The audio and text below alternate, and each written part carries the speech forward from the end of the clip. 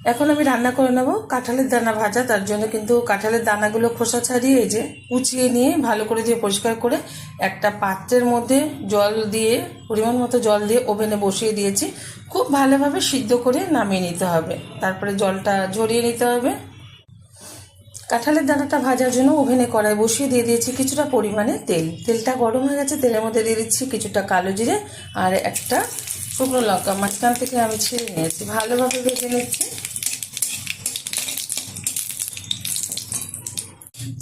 ভালোভাবে ফোড়নটা ভাজা হয়ে গেছে, দিয়ে দিচ্ছি হাফ চামচেরও কম হলুদ গুঁড়ো, দিয়ে দেবো সিদ্ধ করে রাখা কাঁঠালের দানা,